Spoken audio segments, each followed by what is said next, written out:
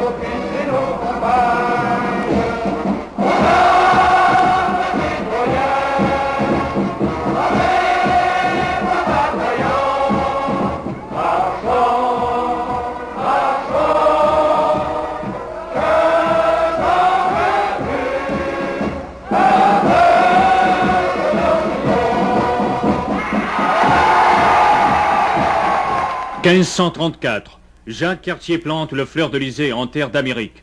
1608, Samuel de Champlain fonde la Nouvelle-France. De l'Acadie au Grand Lac, du Labrador au Mexique, soldats, missionnaires et explorateurs, pendant 2 siècles, marquent le nouveau continent du génie français.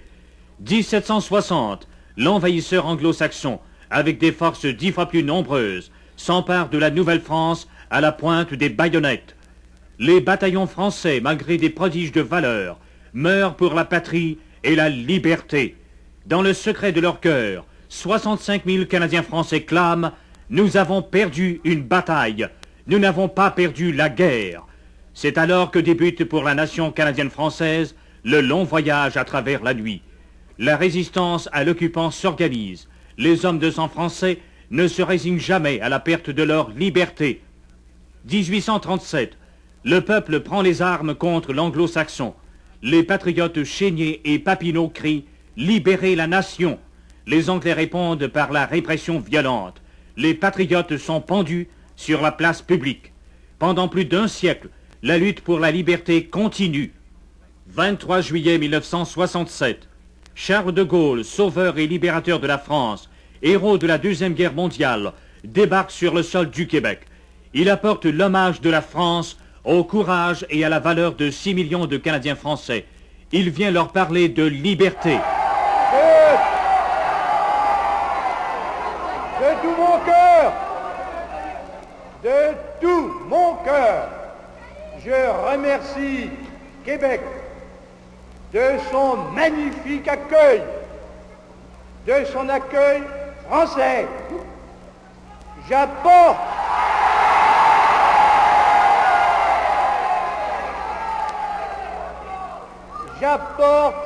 à votre ville le salut, la confiance, l'affection de la France.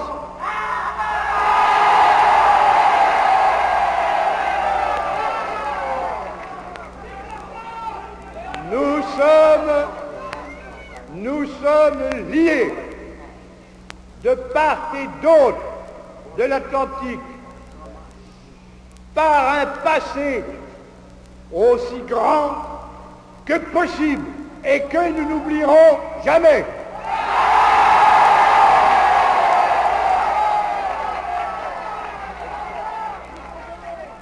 Nous sommes liés par le présent, parce qu'ici, comme dans le vieux pays, nous nous sommes réveillés.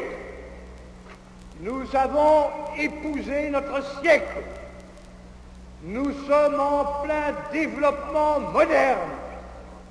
Et ainsi, nous acquérons toujours plus fort les moyens d'être nous-mêmes.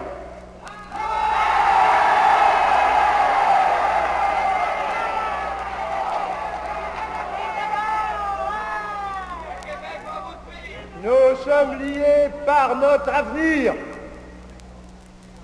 Mais on est chez soi ici, après tout.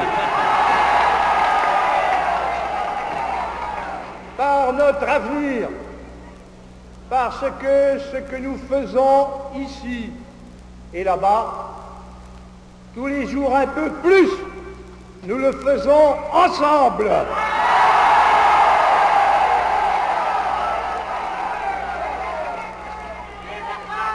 Et nous en avons des choses à faire dans ce monde très difficile et très dangereux, où ce qui est français a son rôle à jouer, comme toujours.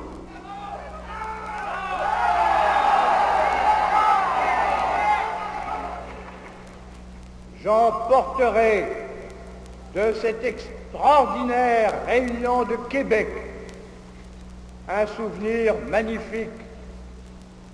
Toute la France en ce moment regarde ici, elle vous voit, elle vous entend, elle vous aime.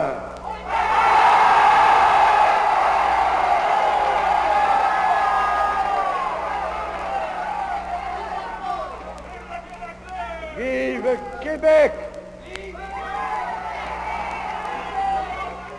Vive le Canada français! Vive la Nouvelle-France!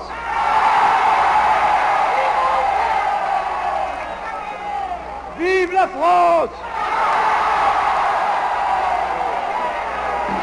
Après avoir reçu un accueil aussi chaleureux que triomphal à l'Hôtel de Ville de Québec, Charles de Gaulle, président de la France, termine la première journée de sa tournée au Québec en adressant à la nation canadienne-française un discours d'une importance capitale. À l'issue du dîner d'État offert par le gouvernement du Québec, le général de Gaulle parle d'affranchissement total pour les Canadiens français et leur offre l'appui de la France. Monsieur le Premier ministre, pour nous, Français, que nous soyons du Canada ou bien de France, rien ne peut être plus émouvant quant aux sentiments que nous nous portons, ni plus important quant à nos rapports dans le présent et dans l'avenir que la magnifique réception qui est faite ici en ma personne à notre commune patrie d'origine. Rien ne peut expliquer mieux que les si nobles et si éclatantes paroles que vous venez de m'adresser pourquoi et comment il est de notre devoir de faire en sorte que ce que nous réalisons de part et d'autre de l'Atlantique soit en somme une œuvre française. Car à la base de l'évolution qui est en train de s'accomplir, en ce qui concerne à la fois le destin des Français canadiens et leur lien avec la France, se trouvent trois faits essentiels et qui sont à présent éclatants en raison de ma visite. Le premier, c'est qu'en dépit du temps, des distances, des vicissitudes de l'histoire, un morceau de notre peuple est installé, enraciné, rassemblé ici. Oui, un morceau de notre peuple, par le sang qui coule dans ses veines, par la langue qui est la sienne, par la religion qu'il pratique, par l'esprit, les mots, les gestes, les noms, les coutumes, le comportement de ces familles, de ces hommes, de ces femmes, de ces enfants,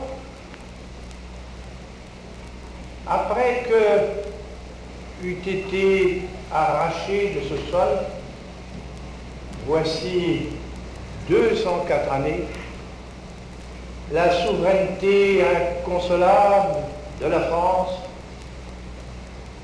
en fait, ce pays s'est maintenu.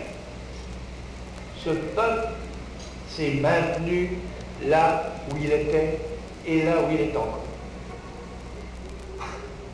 Tout ce qui a été réalisé par ce peuple ici, tout cela est toujours présent. Et vous l'animez aujourd'hui autant que jamais.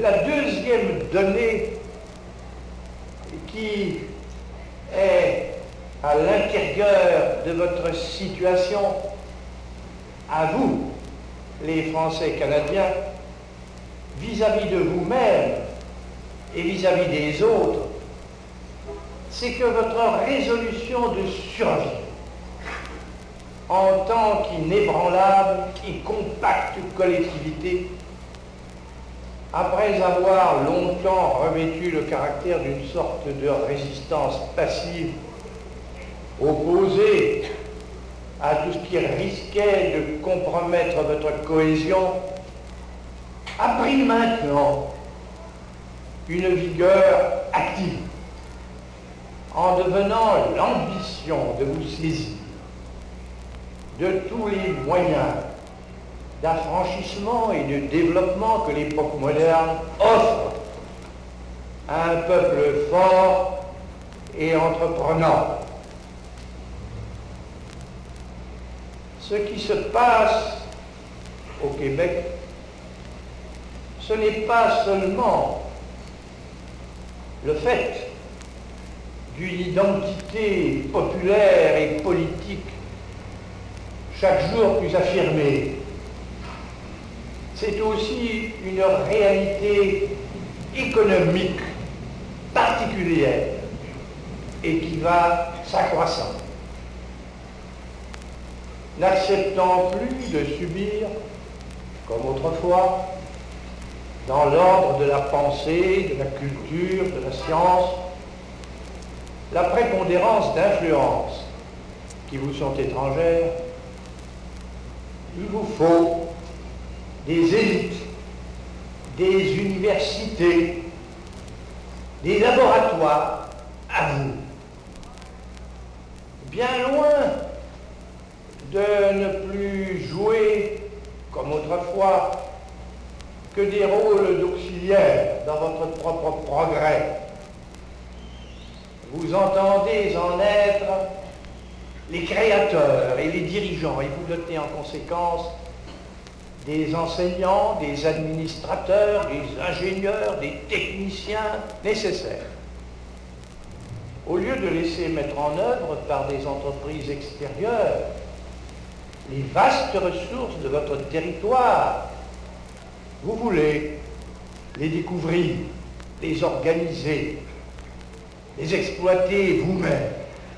En somme, compte tenu des difficultés inévitables d'un pareil changement, moyennant les accords et les arrangements que peuvent raisonnablement comporter les circonstances qui vous environnent, et sans empêcher aucunement votre coopération avec des éléments voisins et différents. On assiste ici, comme en maintes régions du monde, à l'avènement d'un peuple qui veut, dans tous les domaines, disposer de lui-même et prendre en main ses destinées, qui donc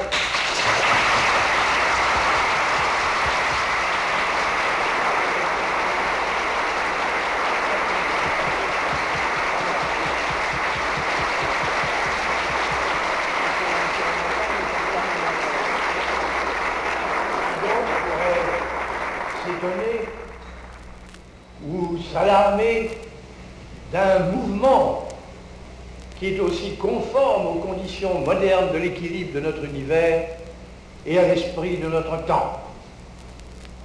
En tout cas, cet avènement, c'est de toute son âme que la France le salue. d'autant plus, d'autant mieux.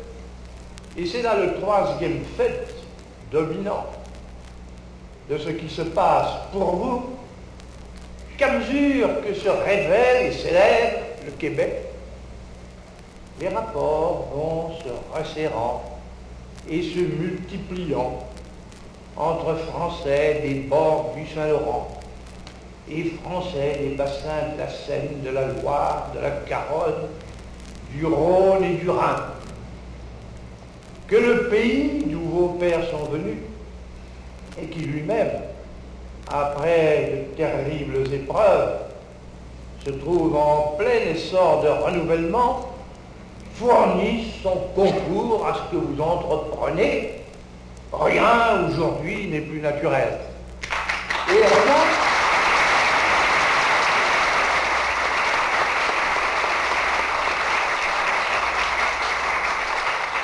Et rien ne le sera demain davantage que la part que les savants, les artistes, les cadres que vous êtes en train de former prendront à la marche en avant d'une France qui se rajeunit.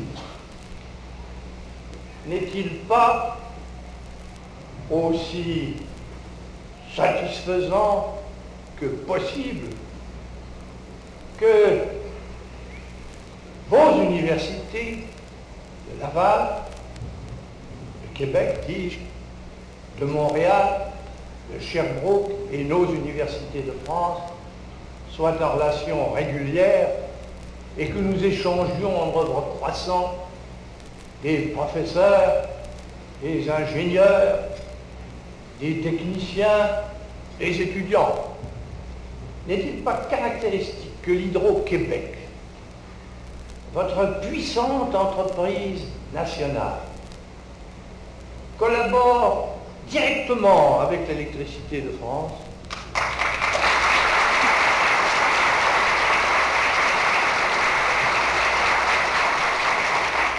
qu'il s'agisse des recherches ou bien de l'utilisation des hautes tensions où vous êtes passé maître, ou bien de l'emploi de l'énergie atomique pour produire l'électricité, ou bien du gigantesque barrage de la Manicouagan. N'est-il pas significatif que nous ayons décidé d'établir en commun entre nous, par le moyen d'un satellite spatial, un réseau français de communication, de radio et de télévision? Encore une fois, rien de plus naturel que cette œuvre commune des Français partout où ils sont.